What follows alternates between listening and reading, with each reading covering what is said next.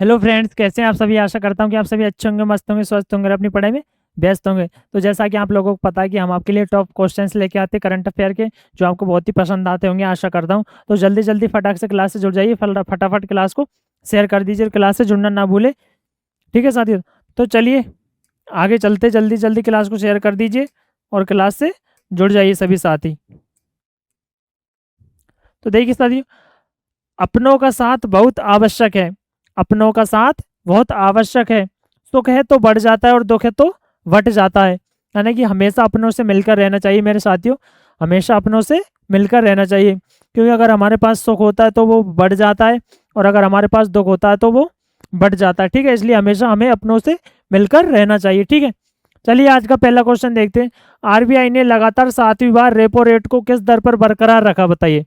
जो आरबीआई है उसने 7वीं बार भी रेपो रेट को किस दर पर बरकरार रखा है, बताइए। 6.00, 6.20, 6.50 या 6.75, बताइए। दीजिए इसका राइट आंसर। जल्दी से फटाक से बताइए क्या होने वाला है इसका राइट आंसर। तो देखिए मेरे प्यारे साथियों, इसका राइट आंसर है 6.50। सी इसका राइट आंसर है। कितनी दर पर बरकरार रखा है? 6.50 पर बरकरार रखा है। सी इसका राइट आंसर है। ठीक है, चलिए। भारतीय रिजर्व बैंक आरबीआई के गवर्नर शक्तिकांत दास ने आज प्रमुख ब्याज दरों पर मौद्रिक नीति समिति एमपीसी के फैसले की घोषणा की है। जो आरबीआई है उसके गवर्नर कौन है? शक्तिकांत दास वर्तमान गवर्नर है। ठीक है, चलिए आगे चलते के फैसले की घोषणा की है। आरबीआई ने लगातार 7वीं बार रेपो रेट में कोई बदलाव नहीं किया है और इसे 6.50% पर बरकरार रखा गया। आरबीआई की मौद्रिक नीति समिति ने 5:1 बहुमत से नीतिगत दर पर फैसला लिया है। कितने? 5:1 के अनुपात से इन्होंने नीतिगत फैसला लिया है। ठीक है, चलिए अगला क्वेश्चन देखते हैं। अगला क्वेश्चन देखिए। 15वें CIDC विश्वकर्मा पुरस्कार 2024 से किसे सम्मानित किया गया है? जो 15वां CIDC विश्वकर्मा पुरस्कार है 2024, उससे किसे सम्मानित किया गया, बताइए। Reliance industries, SJVN limited, Adani green या फिर टाटा टेलीकॉम, बताइए। क्या है इसका राइट आंसर? जल्दी से बताइए, दीजिए आंसर। तो देखिए साथियों, इसका राइट आंसर है SJVN लिमिटेड। किसे सम्मानित किया गया है? SJVN लिमिटेड को भी इसका राइट आंसर है। ठीक है, चलिए। निर्माण उद्योग विकास परिषद द्वारा स्थापित 15वें CIDC विश्वकर्मा पुरस्कार 2024 में SJVN लिमिटेड ने 2 प्रतिष्ठित पुरस्कार जीते। कितने प्रतिष्ठित पुरस्कार जीते? उन्होंने 2 प्रतिष्ठित पुरस्कार जीते। ठीक है, SJVN को सामाजिक विकास और प्रभाव पैदा करने के लिए अचीवमेंट अवार्ड और CIDC partners in progress trophy से सम्मानित किया गया। उन्हें इन ट्रॉफियों से सम्मानित किया गया है। ठीक है, चलिए आगे चलते। नाटो रूस के साथ युद्ध में यूक्रेन का समर्थन करने के लिए कितने अरब यूरो का फंड तैयार कर रहा है? जो नाटो और रूस के साथ युद्ध में यूक्रेन का समर्थन करने के लिए कितने अरब यूरो का फंड का तैयार कर रहा है, बताइए। 50 अरब यूरो, 100 अरब यूरो, 150 अरब यूरो या 200 अरब यूरो, बताइए। कितने अरब यूरो का फंड तैयार कर रहा है, बताइए, नाटो रूस के साथ युद्ध करने के लिए। तो देखिए मेरे प्यारे साथी, इसका राइट आंसर है 100 अरब यूरो। बी इसका राइट आंसर है। क्या राइट आंसर? बी। कितने अरब यूरो? 100 अरब यूरो।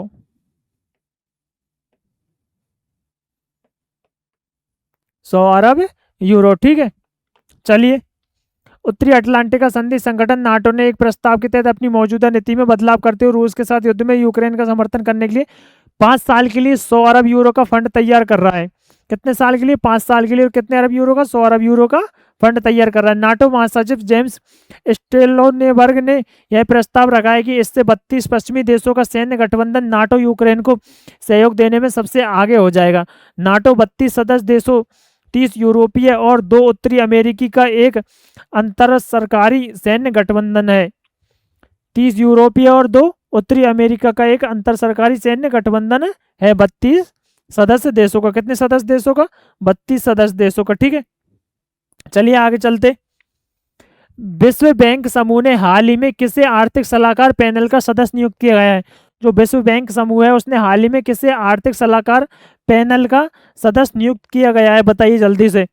अमिताभ कांत, राजीव सिन्हा, राकेश मोहन या अजय मोहन सिंह? बताइए, दीजिए इसका राइट आंसर, क्या होगा इसका राइट आंसर? तो देखिए मेरे साथियों, इसका राइट आंसर है राकेश मोहन, सी इसका राइट आंसर है।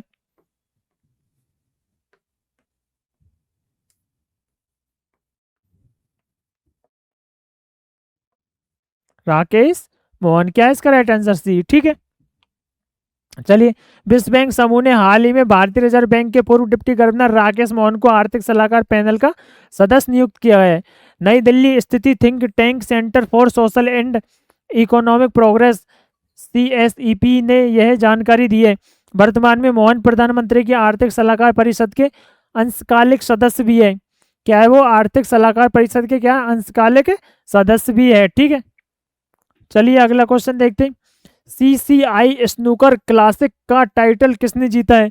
जो CCI स्नूकर है क्लासिक, उसका टाइटल किसने जीता? जल्दी बताइए, किसने जीता उसका टाइटल? तो देखिए मेरे प्यारे साथियों, बताइए जल्दी से। पंकज आडवाणी, कमल चावला, अभय कपूर या श्रेयांश सिन्हा? बताइए क्या है इसका राइट आंसर, जल्दी से बताइए। तो देखिए साथियों, इसका right answer A, Pankaj Advani. किसने जीता है? पंकज आडवाणी ने, ए इसका राइट आंसर है, ठीक है। चलिए, विश्व चैंपियन पंकज आडवाणी ने मुंबई में CCI स्नूकर क्लासिक के दौरान अपना दबदबा कायम रखते हुए टाइटल अपने नाम किया है। फाइनल में पंकज ने कमल चावला को 8-3 से हराया है। पंकज आडवाणी ने पिछले 2 वर्षों में CCI स्नूकर क्लासिक का खिताब जीता है। किसका खिताब जीता है? CCI स्नूकर का खिताब जीता पिछले 2 वर्षों में। किसने? पंकज आडवाणी ने, ठीक है। और अब बिलियर्डर्स का खिताब बरकरार रखा गया है, और जो है उन्होंने बिलियर्डर्स का खिताब उन्होंने बरकरार रखा है, ठीक है। चलिए अगला क्वेश्चन देखते हैं। नेशनल मैरीटाइम डे प्रतिवर्ष कब मनाया जाता है? बताइए, 3 अप्रैल को, 4 अप्रैल को, 5 अप्रैल को या 6 अप्रैल को? बताइए साथियों, इसका राइट आंसर क्या है? ये जो नेशनल मैरीटाइम डे है वो प्रतिवर्ष कब मनाया जाता है? तो देखिए मेरे प्यारे साथियों मित्रों, इसका राइट आंसर है सी। कब मनाया जाता है?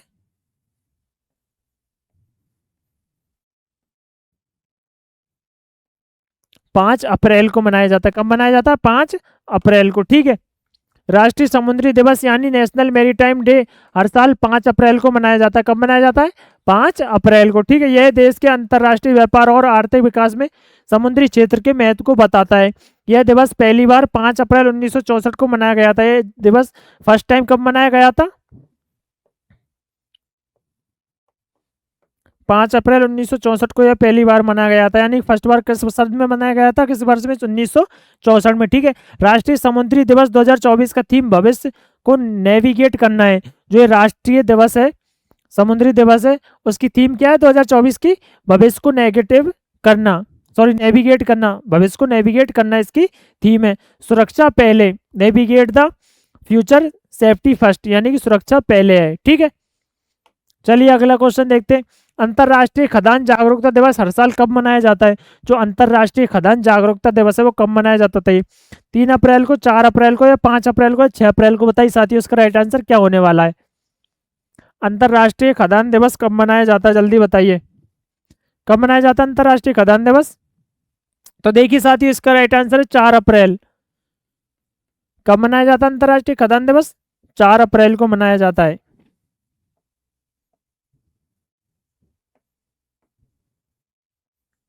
कब मनाया जाता है? 4 अप्रैल को, ठीक है। चलिए, अंतर्राष्ट्रीय खदान जागरूकता दिवस प्रतिवर्ष 4 अप्रैल को मनाया जाता है। कब? 4 अप्रैल को। यह दिवस खदान, लैंडमाइन संबंधी गतिविधियों, मानवता के लिए इनके खतरों और बचाव के बारे में जागरूकता फैलाने के लिए मनाया जाता है। जो दिवस है खदान, लैंडमाइन संबंधी गतिविधियों, मानवता के लिए इनके खतरों को, बचाव के बारे में बताने के लिए यह मनाया जाता है, ठीक है। यह दिवस पहली बार साल 2006 में मनाया गया था। यह दिवस पहली बार कब मनाया गया था? साल 2006 में यह दिवस पहली बार मनाया गया था, सन 2006 में, ठीक है। चलिए, तो आशा करता हूँ आपको आज की क्लास अच्छी लगी हुई होगी, क्वेश्चन अच्छे लगे होंगे। ऐसे ही हमसे जुड़े रहिए मेरे प्यारे साथियों, ऐसे ही हमसे बरकरार बने रहिए। आपको आगामी सभी परीक्षा में इन क्वेश्चनों से बहुत हेल्प मिलने वाली है, ये आपके लिए बहुत हेल्पफुल रहने वाले हैं। एक ना एक दिन आपको ये क्वेश्चन जरूर देखने को मिलेंगे कहीं ना कहीं आगामी परीक्षा में। तो ऐसे ही हमसे जुड़े रहिए, और आप भी चाहते हैं ऐसे ही कम समय में अच्छे क्वेश्चन पढ़ना, तो अभी हमारे चैनल को सब्सक्राइब कर लीजिए मेरे प्यारे साथियों, चैनल को सब्सक्राइब करना ना भूलें। तो ठीक है साथियों, मिलते हैं नेक्स्ट क्लास में, तब तक के लिए थैंक यू सो मच, धन्यवाद साथियों।